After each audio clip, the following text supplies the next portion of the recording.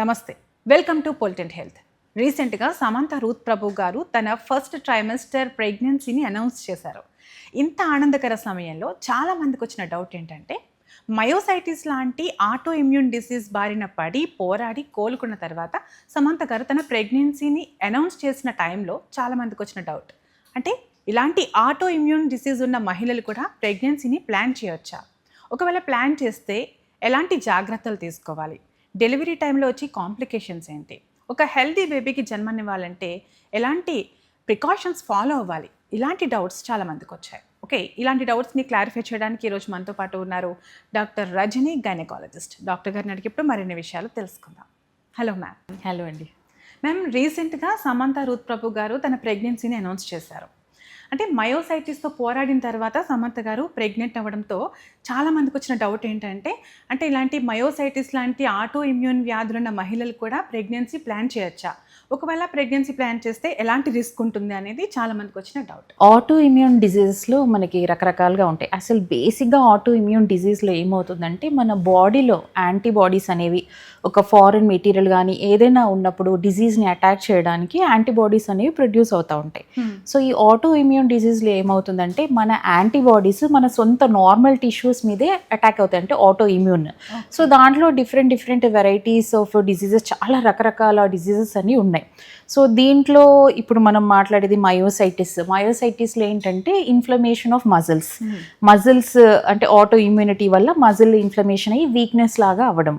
So ఆ muscle అనేది ఏ పార్ట్లో అయినా, అంటే లంగ్స్లో మజిల్స్ ఇన్వాల్వ్ అవ్వచ్చు, స్కిన్లో మజిల్స్ ఇన్వాల్వ్ అవ్వచ్చు, heart. So any part of the బాడీలో డిపెండింగ్ అంటే ఏ మజిల్ మీద ఎఫెక్ట్ అవుతుంది అనేది దానిలో డిఫరెంట్ వెరైటీస్ ఉంటాయి. సో మయోసైటిస్ ఉన్న వాళ్ళు ప్రెగ్నెన్సీ ప్లాన్ చేయొద్దు, ప్రెగ్నెన్సీ రాదు, ఇంపాసిబుల్ అనేది ఏమీ లేదండి. వాళ్ళు కూడా ప్రెగ్నెన్సీ అనేది ప్లాన్ చేయవచ్చు. కానీ ఏంటంటే ప్రెగ్నెన్సీ ప్లానింగ్ చేసే ముందు ఒక ప్రీ కన్సెప్షనల్ కౌన్సిలింగ్ మీ డాక్టర్ గారిని సంప్రదించి ఆ డిజీజ్ ఫ్రీ పీరియడ్, అంటే ఇలాంటి ఆటో ఇమ్యూన్ కండిషన్స్తో బాధపడే వాళ్ళకి యాక్టివ్గా ఉన్నప్పుడు మాత్రం ప్రెగ్నెన్సీస్ అవి ప్లాన్ చేయకూడదు. సో డిజీజ్ రెమిషన్ పీరియడ్ అంటాం. అంటే ఒక 6 months మినిమం ఏం డిజీజ్ లేకుండా, ఏం ప్రాబ్లం లేకుండా ఫ్రీగా ఉండి అప్పుడు ప్లాన్ అనేది చేసుకుంటే ఆ ప్రెగ్నెన్సీ అనేది కొంచెం హెల్దీగా సక్సెస్ఫుల్గా వెళ్ళే అవకాశం ఉంటుంది. అంటే వ్యాధి తీవ్రత ఎక్కువగా ఉన్నప్పుడు అనేది తీవ్రత ఎక్కువ ఉన్నప్పుడు ప్రెగ్నెన్సీ ప్లాన్ చేయకపోవడమే మంచిది. అట్లీస్ట్ ఒక 6 months డిజీజ్ ఫ్రీ పీరియడ్, అంటే తీవ్రత లేకుండా సైలెంట్గా బాగుంది అన్నప్పుడే మీరు ప్లాన్ చేసుకోవడం అనేది చాలా ఇంపార్టెంట్ అండి. అండ్ ఈ మయోసైటిస్తో ప్రెగ్నెన్సీ వస్తే కూడా దాన్ని మనం హై రిస్క్ ప్రెగ్నెన్సీగా పరిగణిస్తాం.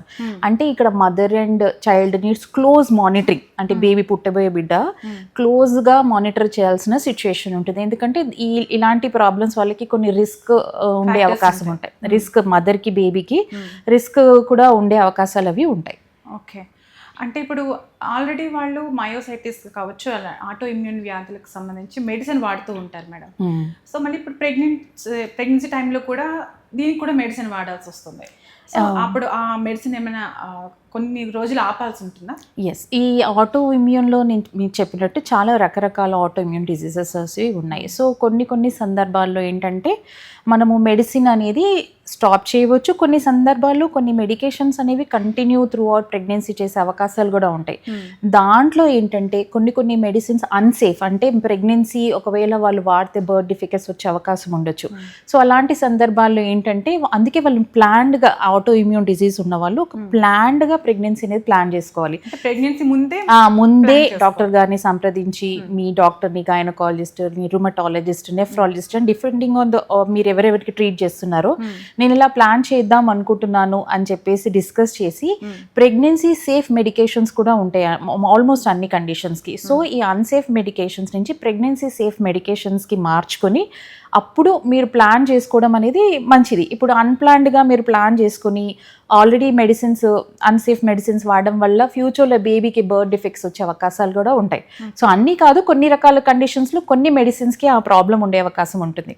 సో సేఫ్ మెడికేషన్స్కి మార్చుకోవడము, ప్రీ కన్సెప్షన్ కౌన్సిలింగ్ చేసుకోవడము, 6 months డిజీజ్ ఫ్రీ లేకుండా ఉండి అలా సేఫ్గా ప్లాన్ చేసుకుంటే మోస్ట్ ఆఫ్ ద టైమ్స్ మంచి సక్సెస్ఫుల్ డెలివరీకి వెళ్ళిపోతారండి వాళ్ళు. మ్యామ్, ఇంతకుముందు మీరు చెప్పారు ఇది హై రిస్క్ ప్రెగ్నెన్సీ అని. అంటే ఇందులో ఇంకా ఎలాంటి కాంప్లికేషన్స్ ఉండొచ్చు?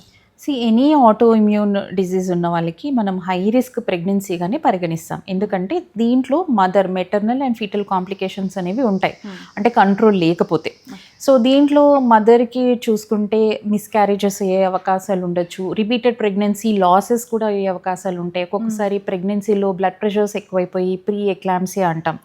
సో అలాంటి సిచ్యువేషన్స్ కూడా వచ్చే అవకాశం ఉంటుంది. ఇంకా బేబీలో ఏంటంటే మిస్క్యారేజెస్, వెయిట్ సరిగా పెరగకపోవడం, లో బర్త్ వెయిట్ బేబీస్ అని, గ్రోత్ రిటార్డేషన్ అంటే పెరగాల్సిన వెయిట్ కన్నా తక్కువగా ఓవరాల్ గ్రోత్ తక్కువ ఉండడం, ఒక్కొక్కసారి స్టిల్ బర్త్స్ కూడా అవి అవకాశాలు ఉంటాయి. అందుకని దీన్ని ఏంటంటే మనం హై రిస్క్ ప్రెగ్నెన్సీగా పరిగణించి రెగ్యులర్ అంటే ఒక మల్టీ డిసిప్లినరీ టీమ్ ట్రీట్మెంట్, అంటే గైనకాలజిస్ట్, నెఫ్రాలజిస్ట్, తర్వాత రుమటాలజిస్ట్, న్యూరాలజిస్ట్, అన్ని ట్రీట్మెంట్ తనకి ఏ కండిషన్కి అయితే ట్రీట్మెంట్ తీసుకుంటుందో వీళ్ళందరినీ మనం లూప్లో తీసుకొని తనని త్రూ అవుట్ ప్రెగ్నెన్సీ సేఫ్ మెడికేషన్స్కి మార్చుకోవడము, అన్సేఫ్ మెడికేషన్స్ నుంచి సేఫ్ మెడికేషన్ మార్చడము, డైటరీ అడ్వైస్ అంటే ప్రీ కన్సెప్షన్ కూడా వాళ్ళకి డైటరీ అడ్వైస్ ఇవ్వడము, ఫోలిక్ యాసిడ్ సప్లిమెంట్స్ అనేది తీసుకోవడము.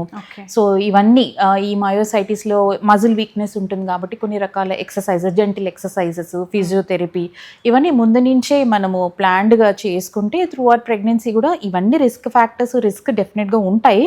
అందుకని close monitoring, regular antenatal checkups చేసుకోవడము, స్కాన్స్ చేసుకోవడము, బ్లడ్ టెస్ట్ చేసుకోవడము, సో ఇవన్నీ ద్వారా చాలా వరకు ఒక హెల్దీ ప్రెగ్నెన్సీకి సక్సెస్ఫుల్గా పోయే అవకాశాలు ఉంటాయి. మ్యామ్, ఇలాంటి ఆటో ఇమ్యూన్ డిసీజెస్ ఉన్న వారికి డెలివరీ టైంలో ఏమైనా కాంప్లికేషన్స్ వచ్చే అవకాశం ఉందా? సో ఆటో ఇమ్యూన్ డిసీజెస్ గురించి మాట్లాడుకుంటే చాలా రకాల డిసీజెస్ చాలా ఉన్నాయి, దాంట్లో వెరైటీస్. సో మనం మయోసైటిస్ గురించి కూడా మాట్లాడుకున్నాం. సో దీంట్లో బేసిక్గా మజిల్ వీక్నెస్. సో ఒక్కొక్కసారి ఏంటంటే వీళ్ళకి ఈ కాంప్లికేషన్స్ ఆటో ఇమ్యూన్ డిసీజెస్లో బ్లడ్ క్లాట్స్ ఫామ్ అయ్యే అవకాశం ఉంటుంది, రక్తనాళాలు బ్లాక్ అవ్వడము, ఒక్కొక్కసారి ఏంటంటే బీపీ, హై బ్లడ్ ప్రెషర్స్ రావడము. సో అలాంటి సందర్భాల్లో ప్రీటర్మ్ డెలివరీ, ఒక్కొక్కసారి ప్రీటర్మ్ డెలివరీ చేసే అవకాశాలు ఉంటాయి. సిజేరియన్ అవకాశాలు కూడా కొంచెం ఎక్కువ, అంటే వీళ్ళకి నార్మల్ డెలివరీ అవ్వదని కాదు, దీనివల్ల వచ్చే కాంప్లికేషన్స్ వల్ల ఒక్కొక్కసారి మనం సిజేరియన్ చేసుకోవాల్సిన సిచ్యుయేషన్స్ కూడా వచ్చే అవకాశాలు ఉంటాయి. సో మయోసైటిస్లో మెయిన్గా మజిల్ వీక్నెస్ కాబట్టి during the time of delivery అంత ఎఫర్ట్స్ పెట్టలేకపోవచ్చు. ఆల్రెడీ ప్రెగ్నెన్సీ వల్ల వాళ్ళకి వీక్నెస్, టైర్డ్నెస్, ఫిజికల్ స్ట్రెయిన్గా ఉంటారు. సో ఈ మయోసైటిస్ వాళ్ళకి ఏంటంటే మజిల్ వీక్నెస్ ఉంటుంది కాబట్టి అది ఎనీ మజిల్ని ఎఫెక్ట్ చేయవచ్చు. సో కొంచెం నడిచిన ఇబ్బందిగా ఉంటుంది, మెట్లెక్కిన ఇబ్బందిగా, టైర్డ్నెస్ ఎక్కువగా ఉండొచ్చు. సో వాళ్ళు అంత నార్మల్ డెలివరీకి పెట్టాల్సినంత ఎఫర్ట్ పెట్టలేకపోవచ్చు. అంటే not every one, but most of the times depending. ఒక్కొక్కసారి అది ఒకవేళ వేరే ఆర్గాన్స్ని, మజిల్స్, మన ఏదైనా వేరే ఆర్గన్స్, హార్ట్ని కానీ లంగ్స్కి కానీ ఏదైనా వేరే మజిల్స్ కూడా ఎఫెక్ట్ అయినప్పుడు దానికి రిలేటెడ్ ఆర్గన్ ప్రాబ్లమ్స్ కూడా వచ్చే అవకాశం ఉంది. డిఫికల్టీ ఇన్ బ్రీతింగ్ కానీ అలాంటివి కూడా ప్రాబ్లమ్స్ ఉంటాయి. So not only during pregnancy అండి, ఆఫ్టర్ డెలివరీ కూడా ఫస్ట్ 6 monthsలో ఎనీ టైమ్ ఈ ఫ్లేరప్స్ అంటారు, అంటే ఆటో ఇమ్యూన్ డిజీజ్ సైలెంట్గా ఉండి సడన్గా ఫ్లేరప్ వచ్చే అవకాశాలు కూడా ఉంటాయి. అంటే అందరికీ రావాలని కాదు, కొంతమందికి సబ్సైడ్ అవ్వచ్చు, కొంతమందికి అది స్టేబుల్గా కూడా ఉంటుంది, కొంతమందికి అది అగ్రివేట్ కూడా అవ్వచ్చు, అంటే ప్రెగ్నెన్సీ వల్ల ఈ ఆటో ఇమ్యూన్ ప్రాబ్లం అనేది. So not only during pregnancy, after delivery కూడా 6 months అనేది రెగ్యులర్ మానిటరింగ్, ఫాలోఅప్స్లో ఉండడము, ఏదైనా ఫ్లేరప్ లాగా అనిపిస్తే ఇమీడియట్గా డాక్టర్ని కన్సల్ట్ చేయడం అనేది చాలా ఇంపార్టెంట్ అండి. మీరు చెప్పినట్టుగా ఎక్సర్సైజులు చేసుకోవాలి ఈ వ్యాధులు ఉన్నవారు అన్నారు. ప్రెగ్నెన్సీ టైంలో కొంతమంది చేయలేకపోవచ్చు, అప్పుడు ఈ వ్యాధి తీవ్రత పెరిగే అవకాశం ఉంటుందంట.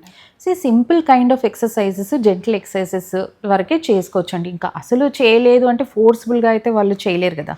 సో వాళ్ళకి ఎంతవరకు వీలైతే అంతవరకు at least simple walking are simple physio exercises, లేదా చిన్నగా కూర్చొని చేసుకునే exercises, simple exercises also enough అండి.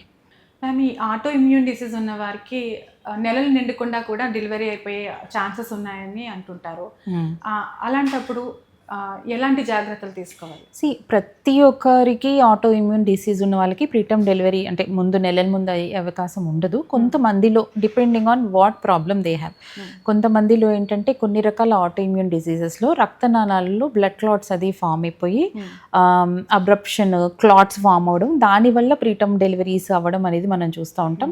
కొన్ని సందర్భాల్లో హై బ్లడ్ ప్రెషర్స్, బీపీ ఎక్కువ మోతాదులో ఉన్నందువల్ల దానివల్ల కూడా ఎర్లీగా డెలివరీ, అంటే డిపెండింగ్ ఆన్ కండిషన్ ప్రీ ఎక్లాంప్స్ అవుతుంది, మొత్తము డిస్టర్బ్ అవుతుంది అంటే తన ప్రాబ్లం ఉంది అండ్ బేబీకి మదర్కి అన్నప్పుడు ఎక్లాంసియా సిచ్యుయేషన్లోకి వెళ్తుంది అన్నప్పుడు కూడా ప్రీటర్మ్ డెలివరీ అయ్యే అవకాశాలు ఉంటాయి. సో కంట్రోల్డ్ డిజీజ్ ఉన్నప్పుడు మోస్ట్ ఆఫ్ ద టైమ్స్ ఎటువంటి ఇష్యూస్ ఉండదండి. కానీ అన్కంట్రోల్డ్ లేకపోతే కొన్ని సందర్భాల్లో అంతా కంట్రోల్గానే ఉంది అనిపిస్తుంది, ఒక్కొక్కసారి కొన్ని ఇష్యూస్ కాంప్లికేషన్స్ వచ్చే అవకాశాలు కూడా ఉంటాయి బికాస్ ఆ డిజీజ్ అలాంటిది కాబట్టి. సో అందుకని రెగ్యులర్గా చెకప్స్ చేసుకోవడము, ఈ మల్టీ డిసిప్లినిటీ అందరూ డాక్టర్స్ని ఇన్వాల్వ్ చేయడము, తనకి ఏదైనా ఫ్లేరప్స్ లాగా అనిపిస్తే ఇమీడియట్గా ట్రీట్ చేయడము, ఒక్కొక్కసారి కొన్ని సందర్భాల్లో ఈ ఫ్లేరప్ ఏమైనా ఎక్స్ట్రీమ్స్లో ఉంటే ఎర్లీగా డెలివరీ చేయడం అనేది కూడా జరుగుతుంది. Okay madam.